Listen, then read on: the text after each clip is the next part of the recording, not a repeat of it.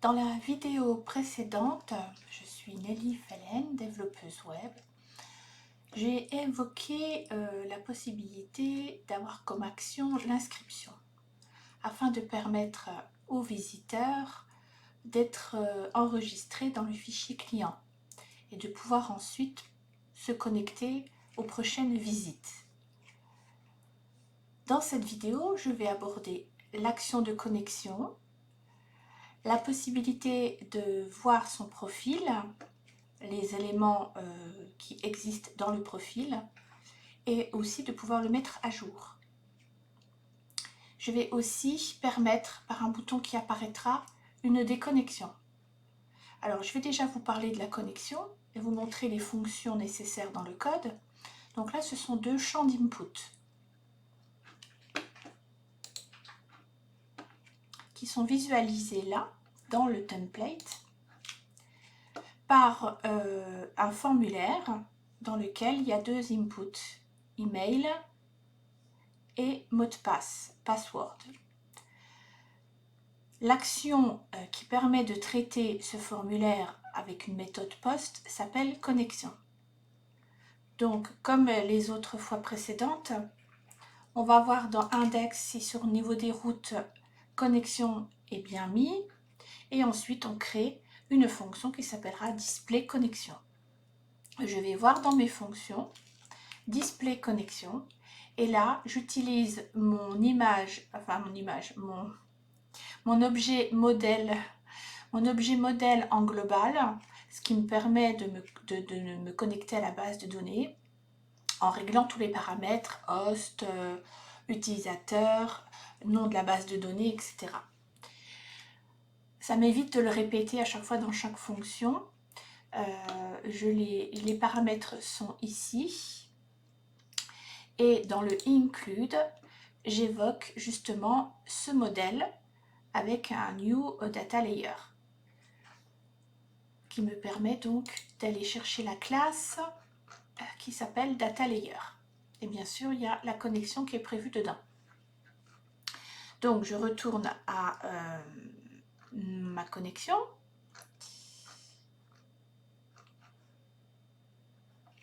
Connect, voilà, le voilà. Connexion, je ne le trouve plus.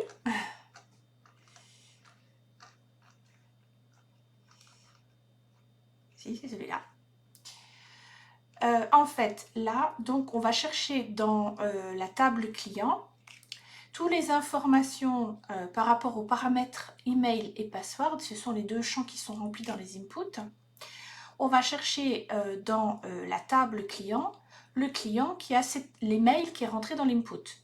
Donc l'email rentré dans l'input doit être le même que l'email qui est dans la ligne de la table. C'est-à-dire que là, si je cherche par exemple cet email-là, nelly@gmail.com, je vais faire toute la table.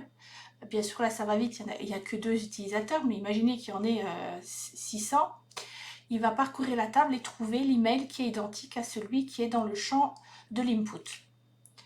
Ensuite, je vais lui demander d'essayer de se connecter à la base de données, donc par un prépare, et ensuite de l'exécuter, donc là où il y a l'email. Ensuite, je renvoie, avec le fetch, je renvoie la ligne. C'est pour ça que c'est pas fetch all, mais fetch, parce qu'il n'y a qu'une seule ligne, puisqu'on a dit qu'on voulait un email qui soit unique, donc il n'y aura jamais deux lignes avec le même email. Ça me renvoie ça dans un objet data. Ensuite, l'objet data, je veux qu'il existe. Il doit exister. Et le data mot de passe doit être identique.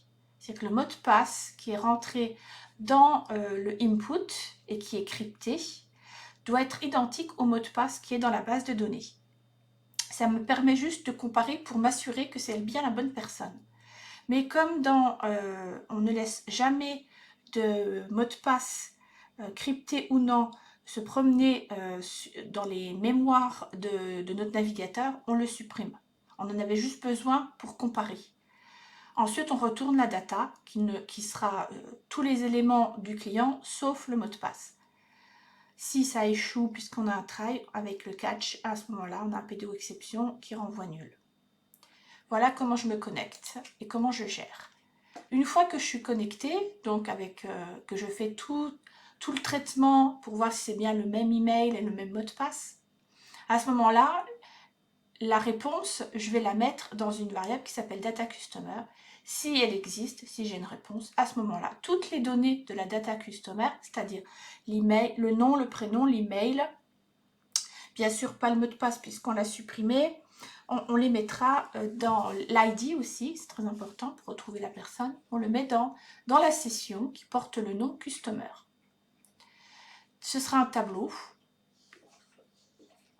qui comporte tous les éléments recueillis dans la base de données. Ah, bien sûr, on retourne un message, on lui dit que la connexion a réussi, il peut faire ses achats et on l'envoie sur la page produit. Si ça a échoué, à ce moment-là, on le renvoie à l'accueil où il devra recommencer, remettre ces éléments dans les inputs, c'est-à-dire l'email et le mot de passe. Il a peut-être fait une erreur dans son mot de passe en le tapant. D'ailleurs, à la fin du projet, je vais rajouter un champ qui permettra, si le mot de passe est oublié, de ravoir un mot de passe provisoire, de façon à pouvoir se reconnecter à nouveau. Et ce qui serait bien aussi, que je vais peut-être mettre en place, c'est lorsque la personne s'inscrit, de pouvoir vérifier l'email. Savoir qu'ils ne mettent pas un email bidon qui n'existe pas. Donc là, je me connecte.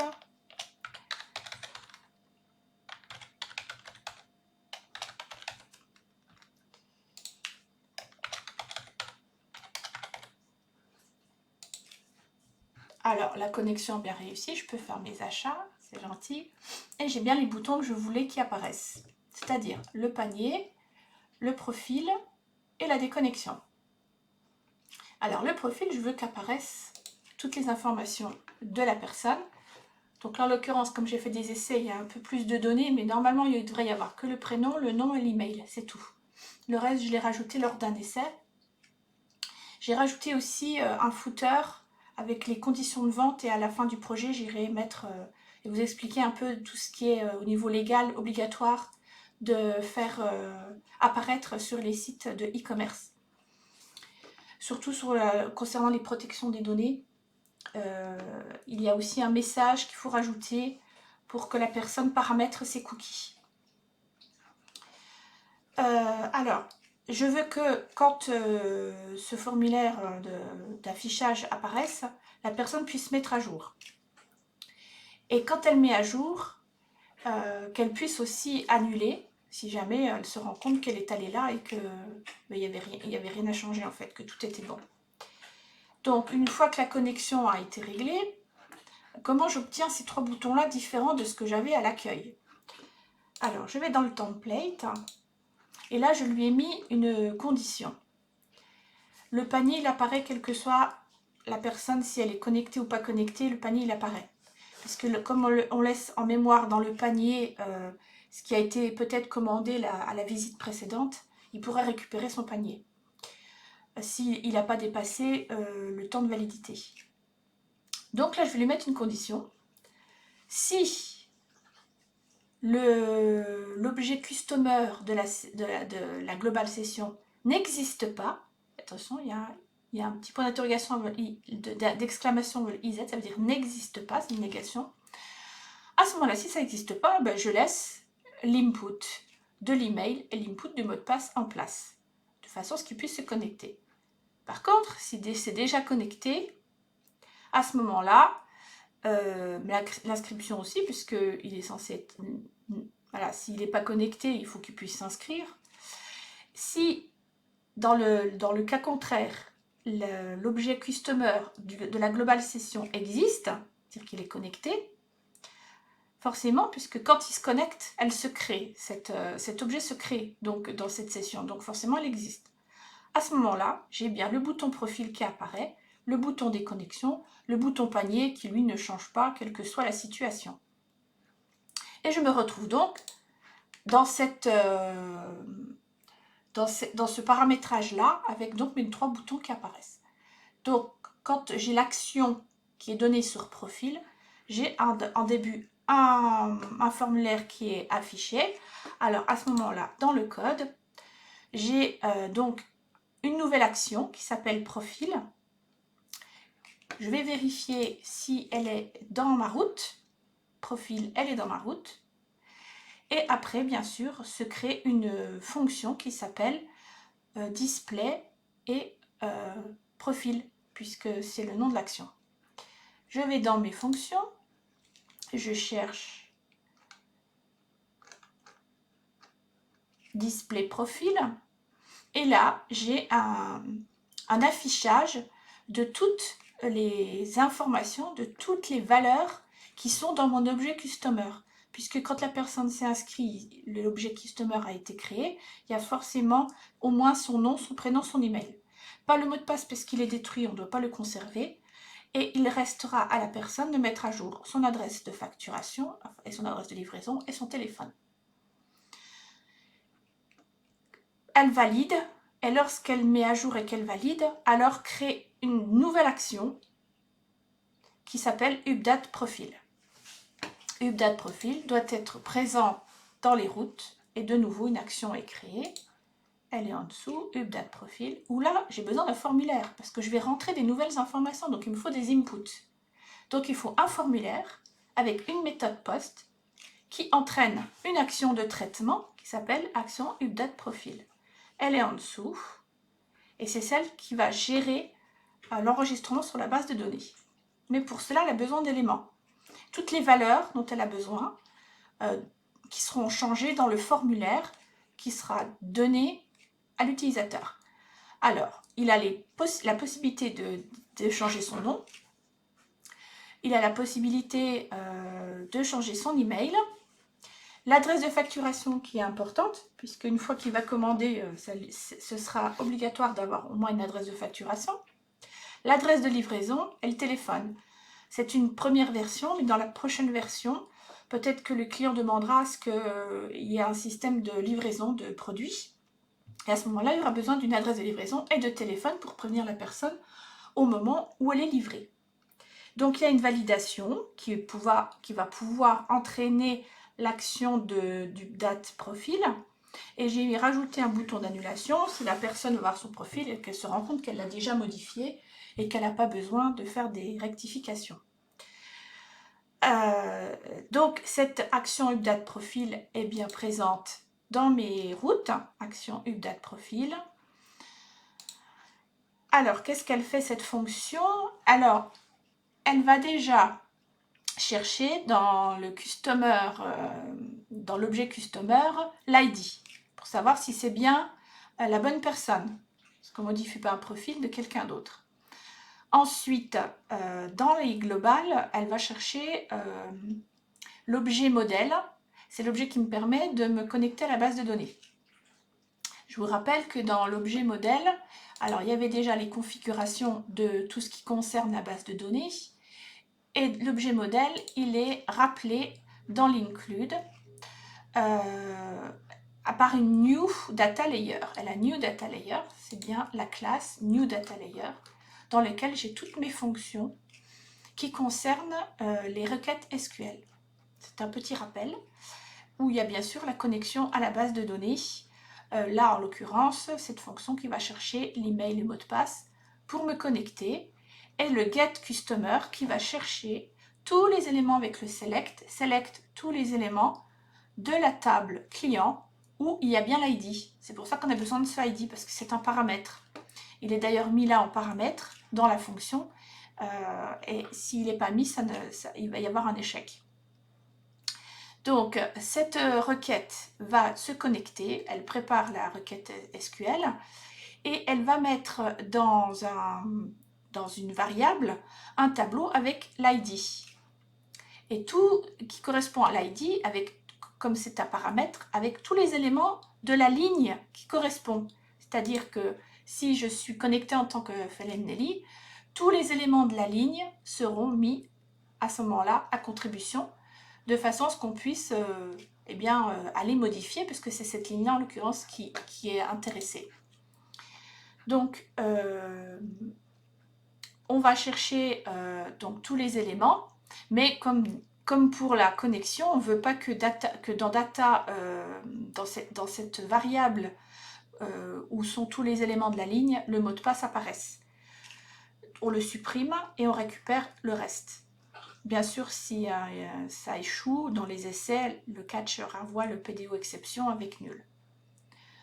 Dans la fonction de action update profil, donc j'utilise le get customer, celui qu'on vient de voir, pour aller chercher toutes les informations qui correspondent à la ligne de l'ID de la personne qui est connectée. Et on a aussi besoin d'une autre fonction, c'est la fonction du update user, puisqu'on renvoie dans la base de données des nouvelles informations sur une ligne qui existe. Donc on ne peut pas faire une création, elle existe déjà. Donc là c'est un update. Si dans le CRUD, il y a la création, créer, lire, read, update et des delete. Donc là c'est un update. Donc on va voir l'update, ce qu'il fait.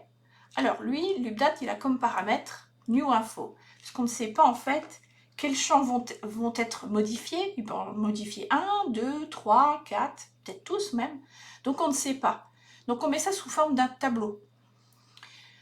Pour savoir derrière le set, je mets quoi comme élément qui va être changé, j'ai besoin de savoir quels éléments mettre. Et pour les savoir, eh bien, il faut que je parcours tout ce qu'il a rentré sous forme de tableau, l'utilisateur, avec donc la clé et la valeur. Donc la clé, ça peut être adresse facturation, ça peut être nom, ça peut être ce qu'il a changé en fait.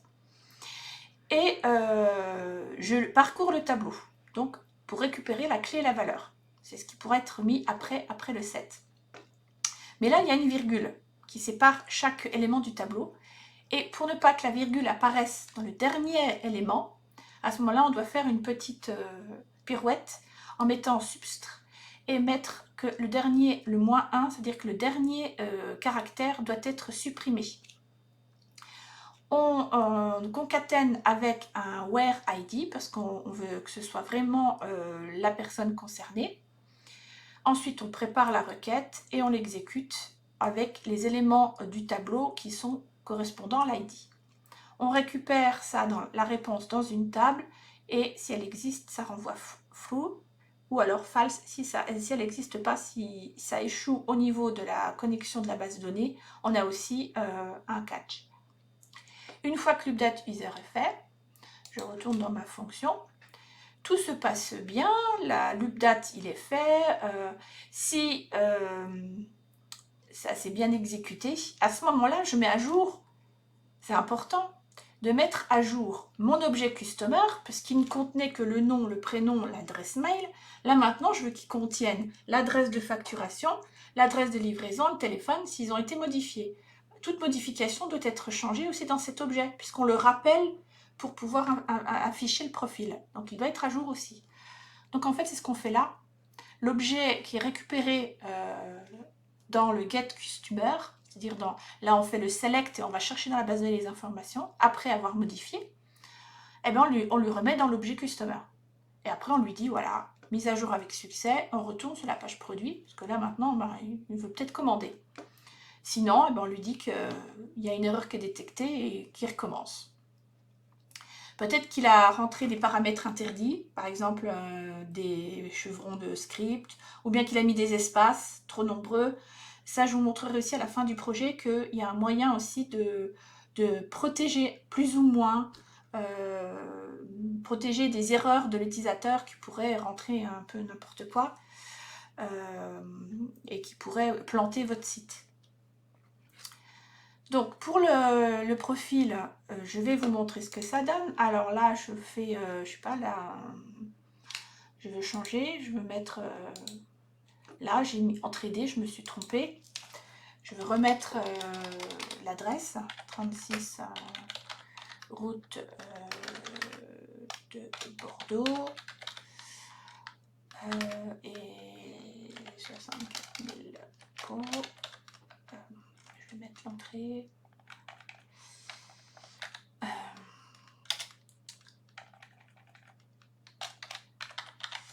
Entrée A. Voilà. Et là, je valide. Et à ce moment-là, on peut aller voir que les modifications ont été faites dans la base de données. Voilà, 36 route de Bordeaux à Pau. Les modifications de la date d'adresse de livraison ont bien été effectuées. Et il y a bien l'heure, l'update at, mais bien une date différente, avec une heure différente par rapport à la création. Alors, une fois que ça c'est fait, je voulais vous montrer aussi que voilà, la mise à jour fonctionne. Si j'arrive là, je me dis, ah bah tout est bon, moi je veux rien changer, je peux faire annuler. À ce moment-là, je retourne sur ma page de profil. Si je veux retourner dans les produits, bien je retourne dans les produits. J'ai toujours mes 3 boutons qui apparaissent. Donc pour le profil, c'est réglé. On va voir maintenant la déconnexion. Je vous ai pas montré aussi.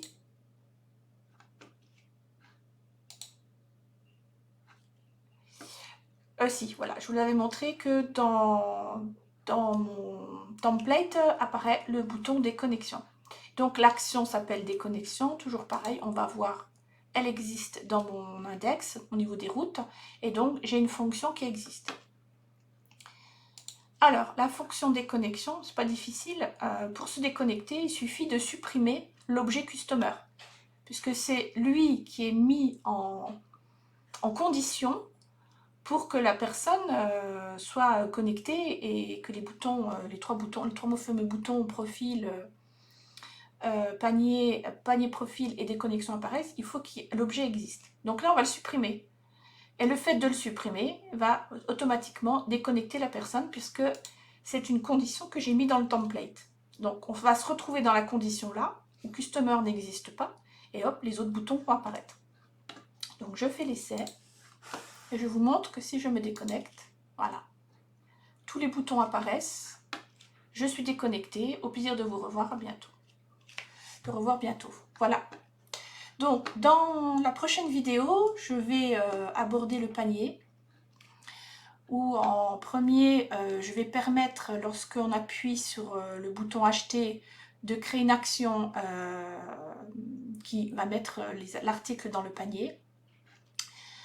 L'affichage du panier avec la référence, le nom, l'image, la quantité qui pourra être changée, le prix hors taxe, le prix TTC et bien sûr le supprimer si jamais on veut supprimer l'article. Voilà, je vous dis à la prochaine vidéo. Au revoir.